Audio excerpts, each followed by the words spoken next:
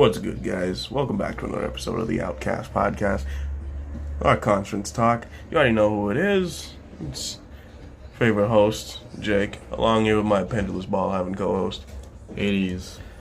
Man, today we're talking about games. We actually do have a couple topics to run through, so... How about we talk about our gaming experience? Gaming experience, what, for the past year? For our whole entire lives. My whole entire life, I ain't gonna lie to you, man, my gaming experience was Nintendo games, really. I spent a lot of time playing Super Mario, and I have a funny story to tell about that, actually. I played Super Mario for the DS, the new Super Mario Bros. For the Nintendo DS, when I had a DS. I wound up smashing my DS playing with a kid, so the bottom screen just went black. And I put the game down for a while, and then after about 6 months, I came back to playing it, and I had completely forgotten how far I'd gotten in the game.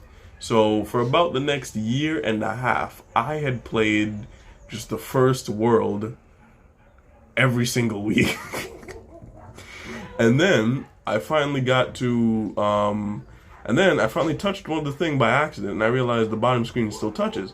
And then I touched it, and I realized, holy crap, I was actually at World 8? What the shit? I've been playing the first world forever. So imagine me for 6 months just running through the same 10 levels. And then I finally get to World 8. I had to pass the game off to a big bro so he could beat Bowser in the last castle. But still, finished the game. Loved it. PSP was a great time. I remember playing Ninja Turtles. That new Ninja Turtles reboot that they kind of did with the movie. I love that animated movie. I need to go back and watch it.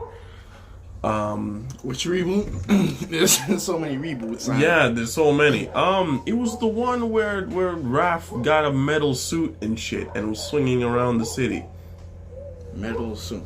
Oh yeah, the movie. I love that movie, yes, bro. It was so edgy and cool, and they found Leonardo in the jungle, and I love those games. And the fight between him and Leonardo, right? Absolutely spectacular. I love that fight. I replayed that fight so much.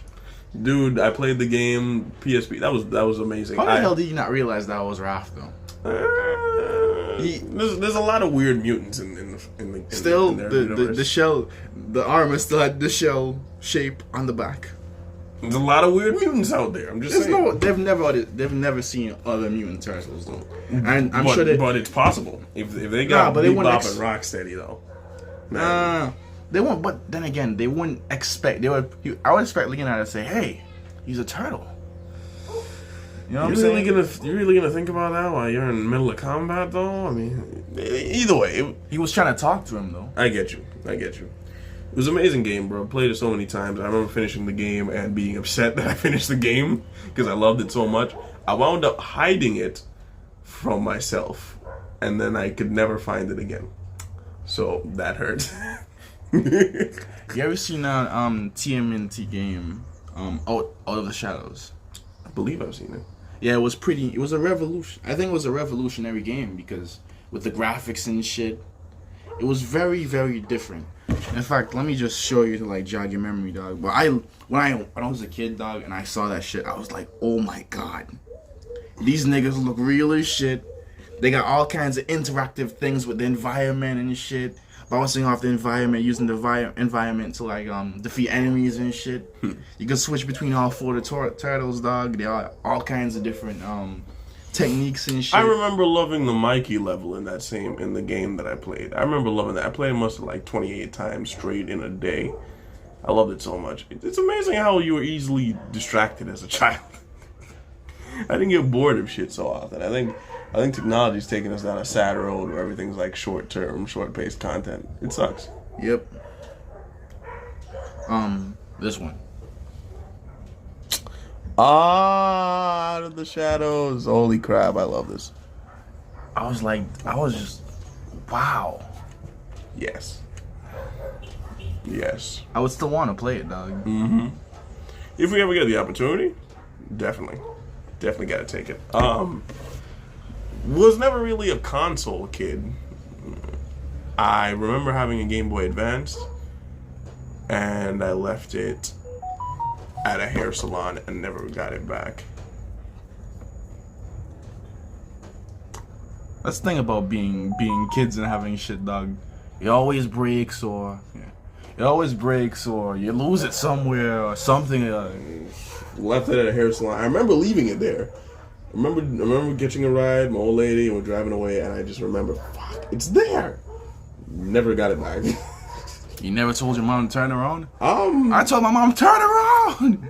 Turn around! Dude, I think I kind of just accepted that I left it there. And then, I don't even remember what games I had for it. I swear I probably must have only had like 2 games. I played Digimon Racing a lot.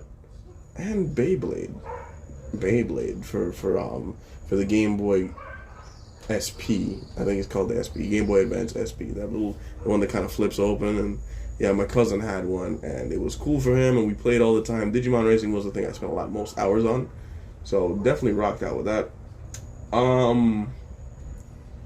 Yeah, PSP, and then 3DS. Funny story about my 3DS. I've had 2 3DSs in my lifetime. The first one I got a whole lot of games for. I had Pokemon Sun and Moon, Omega Ruby, Alpha Sapphire, all that shit. And when I finally got Pokemon Sun and Moon, my Nintendo DS got stolen at school with Sun and Moon in it. I think it was Ultra Moon. And I was so pissed. Boy, the Platia you, man. Platia you. It got stolen, and I was so upset. So, and it hurt me. It hurt me because Ultra Moon, I wanted Ultra Moon for so long. And then when we wound up, I wound up making some money because, I had to go get me some money. I wound up making some money. And I bought myself a used 2DS, and I have that to this day. I still use it. I've been buying games slowly for it so I can build up my collection, which, by the way, 3DS games price skyrocketed after Nintendo discontinued the 3DS and 2DS since the Nintendo Switch. So all those games, and remember that's over 4,000 games. So it's always weird when you see shit like that because for some handhelds and some consoles they just continue doing that stuff, and then the games either skyrocket or plummet. But what's the factor that they use for that shit? It's scarcity, dog. Scarcity. It's scarcity. Again, the Nintendo DS, 3DS, the 3DS and the 2DS family and all that, the 3DS XL, all those, dude, they had around 4,000 plus games ported for them. Wow. That is an extreme amount of games for any gamer to not want to pass up. No matter who you are, especially if you're a gamer and you actually like what you do. And the 3DS to the 3DS, 2DS family, so crazy. The 3DS line itself was so iconic that it's hard to even gauge and think who wouldn't want those games. I still want those games. I'm still buying games for them. I recently made a purchase on LBX, Little Battlers Experience or whatever the shit. Oh my god. I've never played that, but I've watched it. I've watched LBX. I loved it. I want to watch it, which is why I bought the game. It's taken me 3 years actually because I keep wanting to buy it and then I keep getting distracted. Have you ever heard of Ganker? Ganker? Yes. What the world is Ganker? It's something like LBX. It's this toy, right? Where you have these bots where you can customize. You can give them different armor, different weapons, and you can give them different attack patterns. I think I might have heard of this at one point. Alright, guys. Wow, we're going real deep into this. It's supposed to be short. Would you like to pause and I show you? I mean, nah, man. Show me what's going on. I bet. I'm right with it. Well, we're still gonna talk.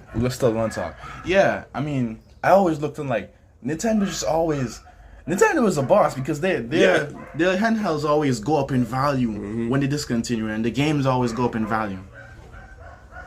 Nintendo, niggas always screaming Xbox and PlayStation, dog, but Nintendo got it. Every time they drop, it's different. Nintendo's like Drake, dog. You can let the other dudes have their time in the sun, but when we drop, it's over. When we drop, it's over. Clear your release date. You wanna come the same day as me? You better think differently. And the Nintendo Switch itself, its value and all of its and the love for the Nintendo Switch has actually gone up a lot since the whole PS5, Xbox, what's it now? The Xbox Black, whatever the fuck it's called. I don't even like it. Huh? Xbox Series X. Is that what it's called now? I think so. Where the shit developed that name though? Anyway, what's wrong with them? horrible name, dog. At least PlayStation made it simple. But yeah, the PS5 and the Xbox Series have like a whole shortage problem. So, Nintendo got really hit by the fact, got a whole lot of money by the fact that Nintendo Switch was not only easy to find, but ported the same games as them. I mean, when you got a whole bunch of dudes begging for Apex, but you can throw Apex on a Nintendo Switch, it's over. It's over. Dang. Yep. They're cornering the market. I don't think PlayStation and Sony really thought about this. I'm not gonna lie. The amount of games that when I heard like the diversity that they have, because our friend Nate, yep, he had a Nintendo Switch, and he told me that he could get Dark Souls. I'm like, Dark Souls? Yep. You can play Dark Souls on a Nintendo Switch? Yep. I thought you were gonna play freaking some kind of fruit cup game or something. Like, yeah, man. Even when I mentioned it to my parents back in the day, they were like, a Nintendo? You hear dudes getting a PlayStation and the Xbox, but you want a Nintendo Switch? And I was like, yeah, bro. Like, you underestimate it, but Nintendo knows what they're doing. Whoever's at the top of their board of their board of directors is actually making some of the right calls. I ain't gonna lie. Because, yeesh, right? You can get shit Dark Souls, Elden Ring. Speaking of Elden Ring, Game of the Year awards. I ain't gonna lie, dog. It turned out exactly how I thought it would. Elden Ring takes the top spot. Like, I'm not gonna lie. We love the God of War. I was holding out hope for God of War Ragnarok, dog. To win again? And I thought win again? I thought to myself, dog. If they could only see right now. They could only see what we're doing, but yeah. Dog, it's like, you want to win again, dog? I was holding out hope, dog. I was hoping, dog. Because I was going to say, listen, if God of War Ragnarok had won 2 times in a row, and God of War Ragnarok was released so late, dog, if they had won, dog, I would have to say that they're one of the best games of all time.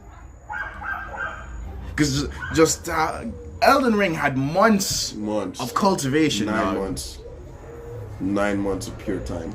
And how much did God of War Ragnarok have? Like 1, 2? A month and a half, actually. Month and a half? Month and a half, I think, before the actual awards got put together. If they won that shit, dog, it would have been undisputed. Nah, bro, it would have been, in my opinion, it would have been a robbery, dog. Look, man, I love the God of War Ragnarok. You know I love Ragnarok. But we saw this in God of War. It's expanding on what's on in God of War, and it's a sequel, dog. Elden Ring is a standalone game.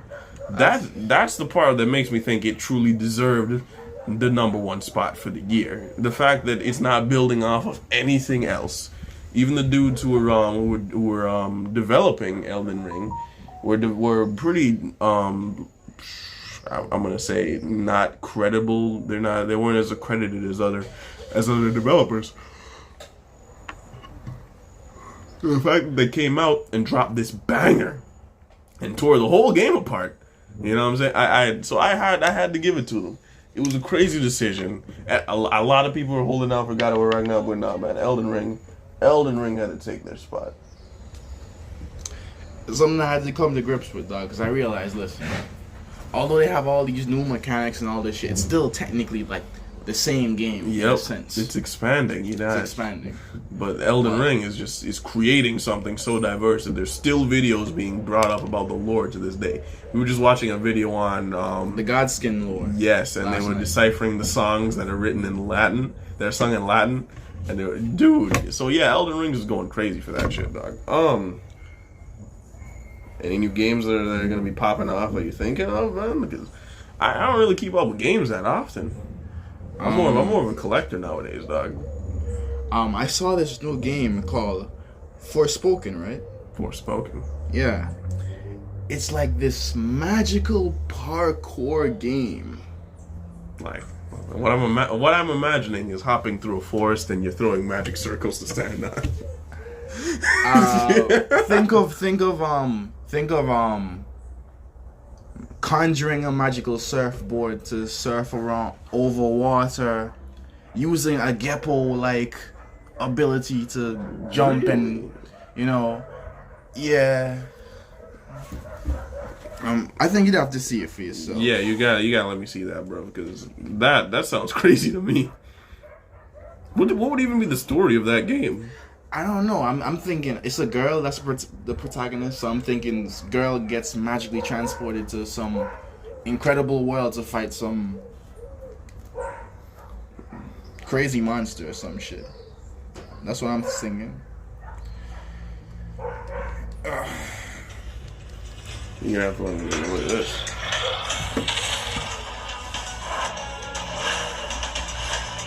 Holy crap, wait, did you send me this trailer before? I think so. I believe I've seen this, yeah.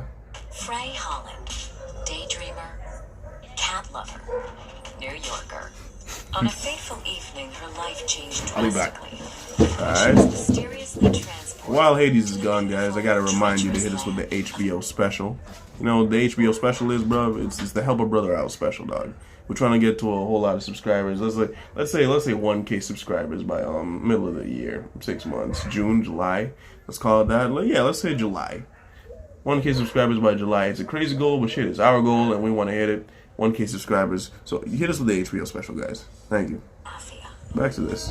Frey arrives with a magical, sentient bracelet inexplicably wrapped around her arm. Oh, hello, yes. Then discovers she can cast powerful spells The hell? and use magic to swiftly traverse the sprawling landscapes.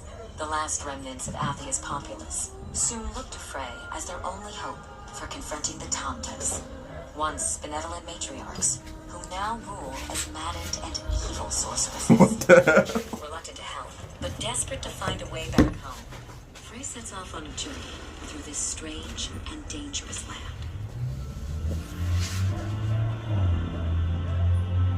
Okay.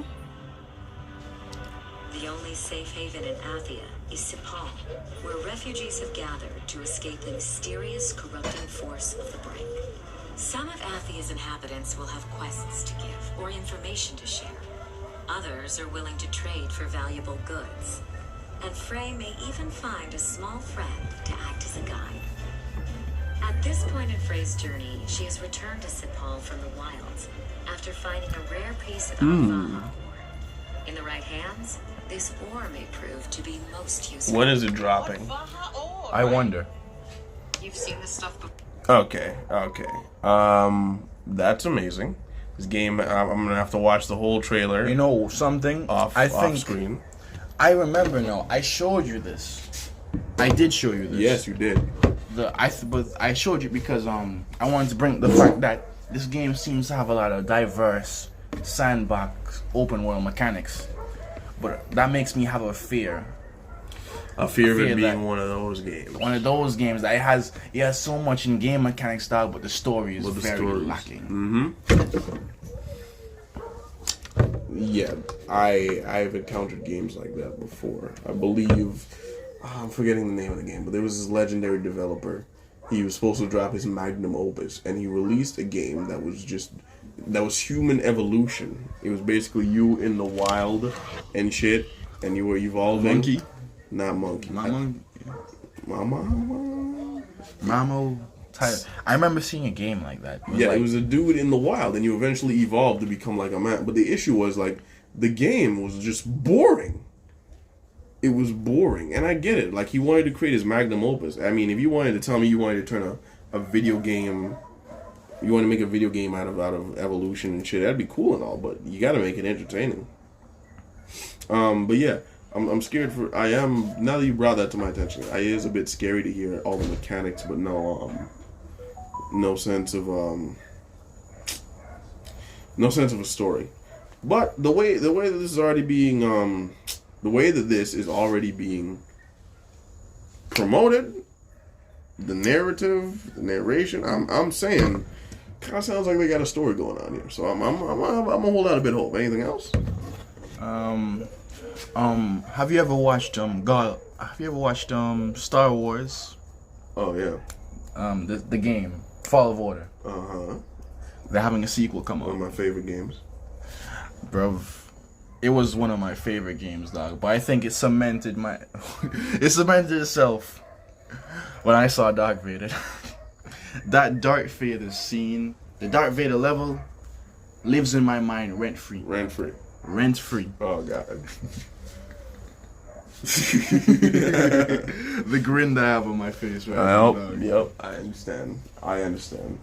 No, it's like it's one of those games that I went and watched the videos where they put where different gamers react to certain scenes in games. It's awesome to see everybody's reaction. Everybody's like, "Holy shit!" Yep. I'm not gonna spoil that scene for anybody who doesn't know about it, but I advise you to watch the whole entire gameplay of it. It's an amazing game, very expansive. What's the sequel gonna be called? What's the sequel gonna be I can't remember what the sequel's gonna be called. Oh damn! So we're gonna have to watch out for that. I mean, shit. I could look it up right now. Please take a look. That sounds hard. That sounds actually insane. Just a little bit.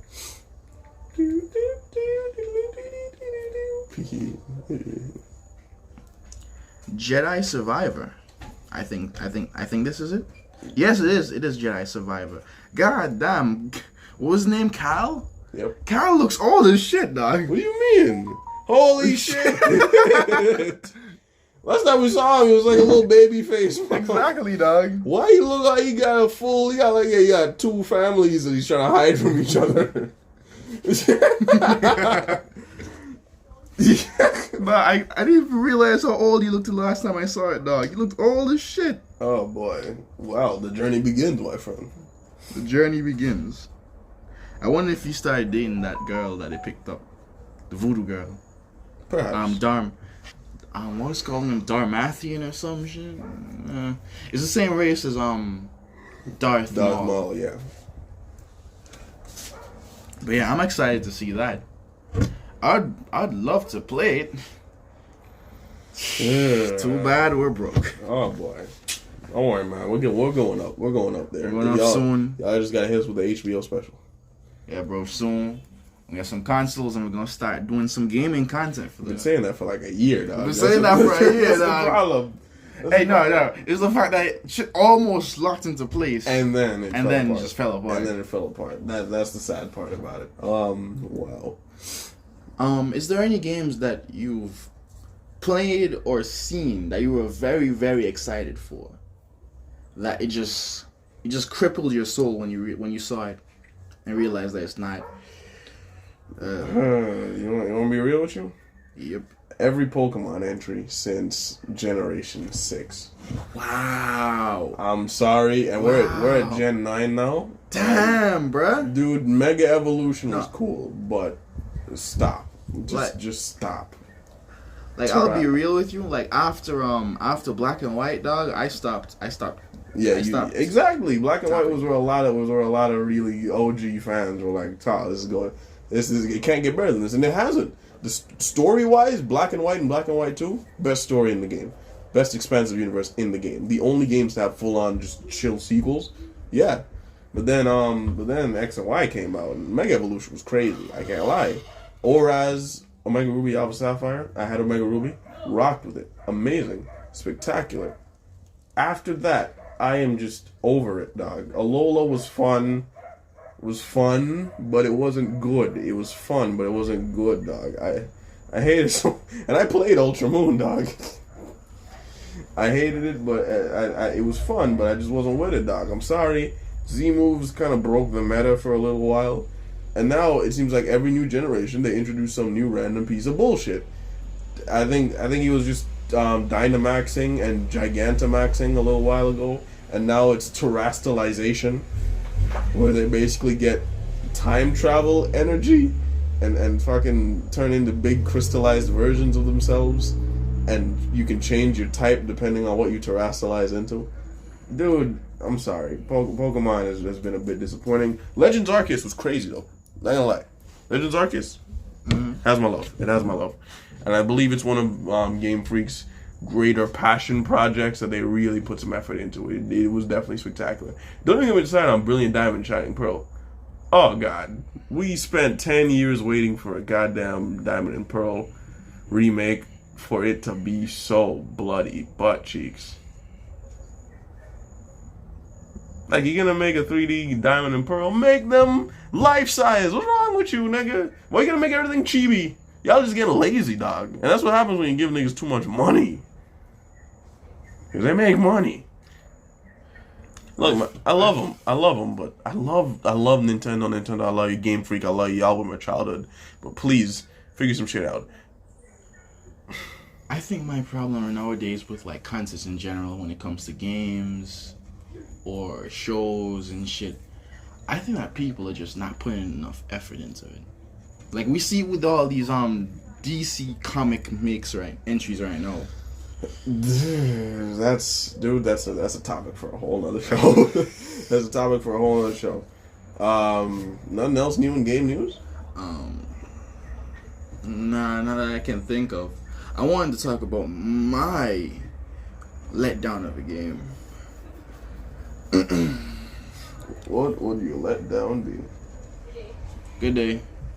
Have you ever heard of Anthem? I feel bad for you, dog. You lived for Anthem. I lived for that game, dog. Bruv, I saw the trailer. I saw the comprehensive gameplay, dog. I saw. It was mech suits. Different types of mech suits with different powers. You could call up your homies and party up, dog. Doing all kinds of shit. All kind of mechanics with overheating with the jets and shit. Dog, I wanted to play that game so badly. I made it my mission to get Xbox for that shit. And then a ton of shit happens in my life and I had to put down a hold. And when I come back, I see everybody hates it, dog. Everybody regards it as a horrible freaking game, dog. A horrible game, and I was hurt. Y'all had one job. All you had to do was follow the damn train, CJ. That's all you had to do. My God. Yeah, that ain't gonna feel good, dog. I wanted that game to be a success so badly. I wanted us to be able to go party up and go kill monsters as super mech niggas. Mm-hmm. But I feel bad for you, dog. That dream is put your love into it. Well, guys, man, thanks for sitting in with another conference for us. We're gonna get out of here. Try and do something else for the day, or what we're doing today. I think we have a packed schedule actually. So, see you guys in the next one. And remember, stay on.